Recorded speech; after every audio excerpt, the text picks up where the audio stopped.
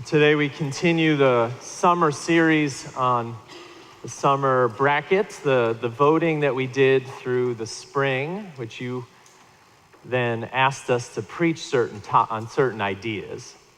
And today you asked us to speak on dealing with opposition, to which I begin with the words of David Bowie. I know 2 sermons in a row I started with lyrics, but I'm retreating to a lot of comfort in a lot of music. David Bowie, in his 1985 Cold War spy film theme, The Falcon and the Snowman, wrote, "A little piece of you, the little piece in me will die. This is not America."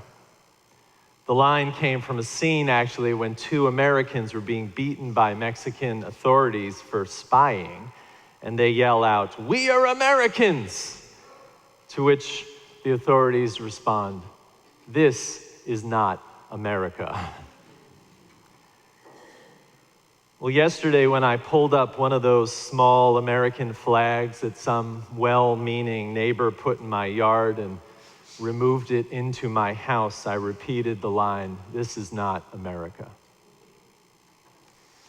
By which I meant, this is not the America I believe in, the America that cages separated children from their families.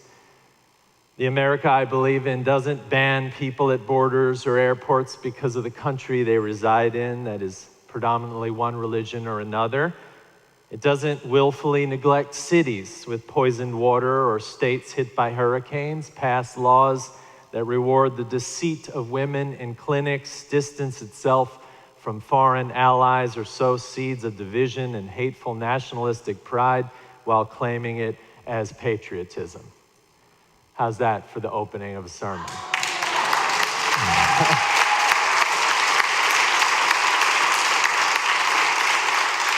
And you want me to preach on dealing with opposition. First, I pulled up that flag not because I am not a patriot, but rather because I am a patriot. Let me read to you what I said Tuesday night at Dealey Plaza as we sweat through the Support Our Muslim Friends, No Travel Ban rally downtown. I said, "We are the patriots who believe freedom and prosperity for all people is the goal of our country. We are the patriots who say that when we fail to live up to our ideals for all, we are here to stand as witnesses to the immorality and unpatriotic actions of our government. We are the patriots who together dissent as our right and responsibility against Supreme Court decisions." I pulled the flag because I felt deeply the pain of that symbol being misconstrued as nationalism this week, not patriotism. This is not America, at least the one I know. And the despair I am feeling, especially after the news of Justice Kennedy's retirement, deepened for the heart and soul of our democracy, that our highest court has become more polarized and politicized than ever, that we together watch and feel like we have nothing to do, that we live in a country where half of us believe what is right is happening and half of us question it. And you want me to preach on dealing with opposition. I want to be honest with you. I feel with many of you the impulse to hide, to withdraw, to move across a northern border to a country that will willingly take us all. But especially to hide, to withdraw. And I know that's not reasonable, nor is it possible. All I say is thank God for the World Cup. It's keeping my hope alive. I know that from my privileged place, I think I can mope around because somehow in my experience, I get to think that things are all of a sudden bad. I know for many people, especially people of color, things have always been bad. So that feeling that I want to withdraw, where I can be free of despair and welcome and in common course with those who have the same feelings I do, is a notion of privilege, because I know that that is not all of our experience. The fact is that we are all feeling the weight of our nation, whether we are Republican or Democrat, because we are seeing racism revealed to all of us, especially those who didn't see it before. We are feeling what it feels like to be opposed, to be made an enemy. And especially for those of us who are white in the room, that takes a toll on the soul, but that toll has been waged on other souls for all our country's existence. And you want me to preach on dealing with opposition. You are wise, in a way, because in some ways, the only answer I can give to the situations we are in is to include three things in my life. To try to get to an understanding of the depths and strategies of systemic inequality, and begin in any way I can to work for equity. That's one. Two, we are waking up to the power of resistance efforts, meaning we have to keep showing up, to coalesce, if not just for the optics, for the power of being together, to stand for the good. And three, we have to have spiritual strategies to deal with opposition, or we will all burn out, fizzle out in the face of what's happening, and hide from the realities of our country. The more I thought about your charge, the more I wanted to know, first, who is the opposition? I thought, well, that's kind of easy. The opposition we're dealing with is the people marching in the streets for white nationalism, chanting things like deportations now. That's easy. That's an easy opposition. But I think the opposition are actually the people who sit at our dinner tables or Thanksgiving meals, the people we talk with on the phone about their grandchildren's summer plans, the people we meet in the grocery store, live on the street next to, or the people who pray for us because we come to this church. The opposition is the opposition we know and can reach and have a civil dialogue with, not the people on our Facebook page who look like the most hateful people we can imagine.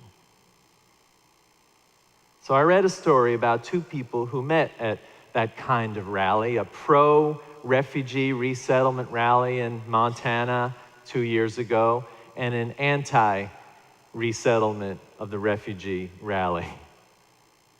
Mary Poole is a hetero female identified mother with a 1-year-old, the wife of a firefighter, and she makes a living selling jewelry. She was one of the people in this story. Drew Taylor is a masculine identified lesbian, gender non-conforming person. Taylor prefers the pronoun Z. Mary grew up in a punk skateboarding culture in the Blue Ridge Mountains in Shenandoah Valley. Drew grew up in the Navy in a home in Seattle. Which one do you think was at the pro-refugee rally and the anti-refugee rally? You don't have to answer that, don't worry. In fact, Mary was the pro-refugee, seeking out a way to open our communities, to see humanity in each.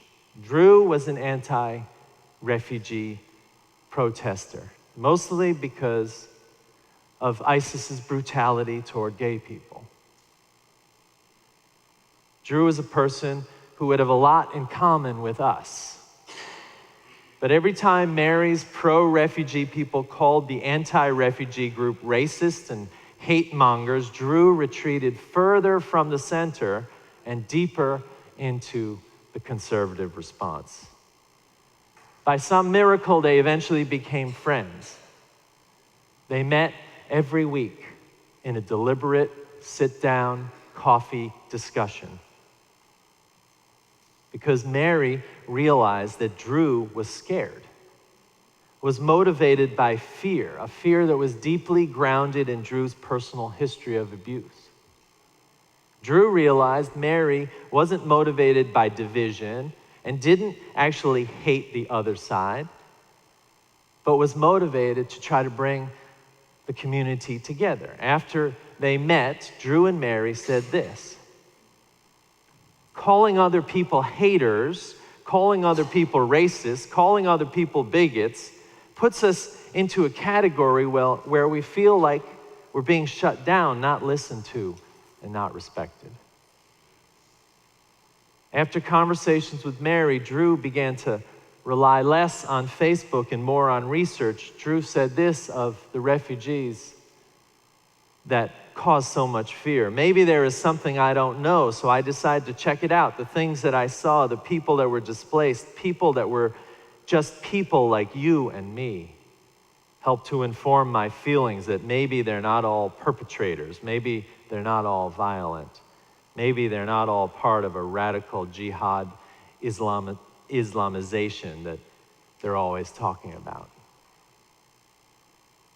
Drew and Mary don't see eye to eye on all things,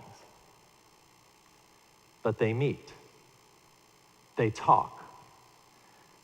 They are the opposition that they can reach, and they found a way to engage in civil dialogue. Now, when I read this story, I said, okay, maybe these are just one-off stories that make the news, and it's all well and good for two people to say they accomplished this. I have a hard enough time talking to people I agree with on some of these topics.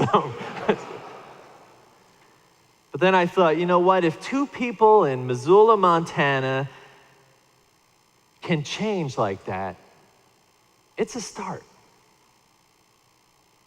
Because the more we move away from each other, the less opportunity we have to change each other.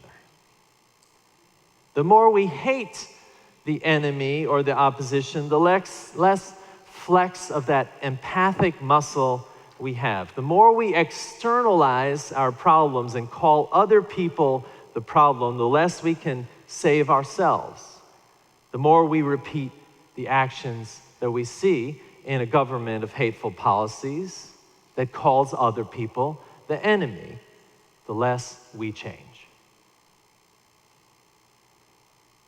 Theologian Martin Buber said, when two people relate to each other authentically and humanly, God is the electricity that surges between them.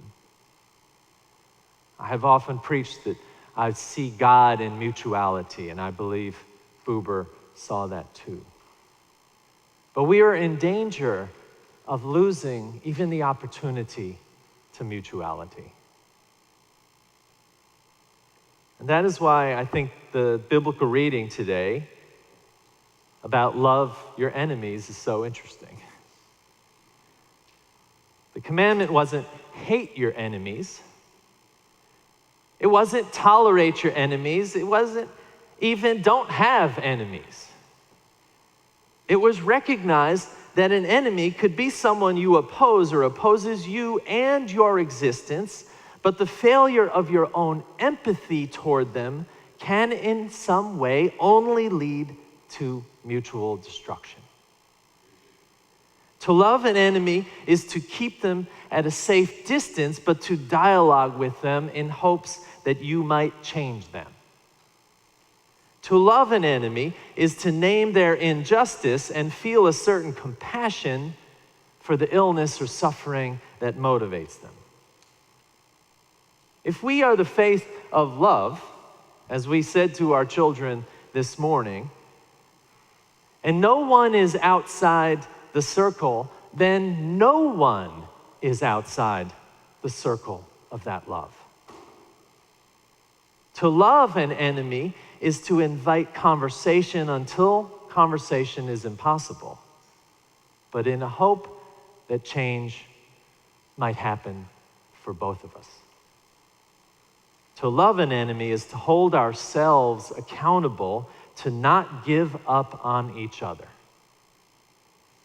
to create equity when we resist the impulse to be divided by fear or despair.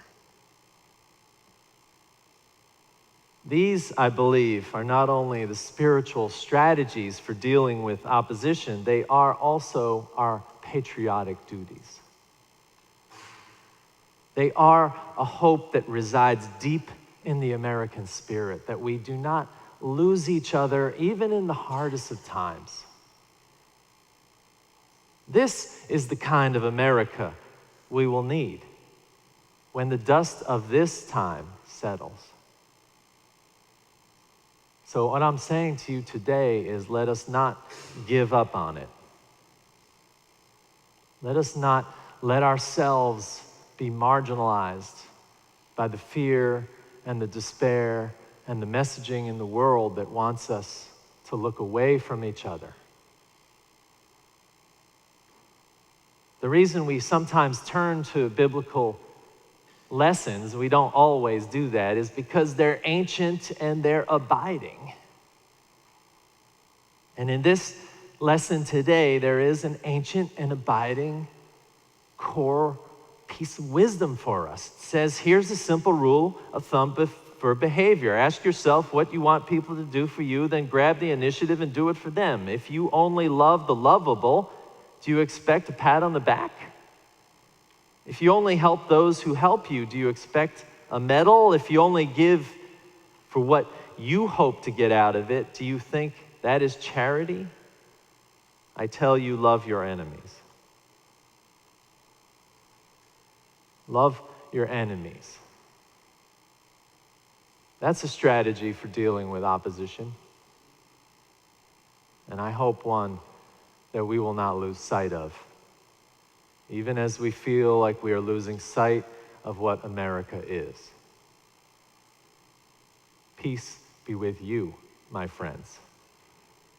And may you find a way to celebrate our nation's birth this week together. Amen and amen.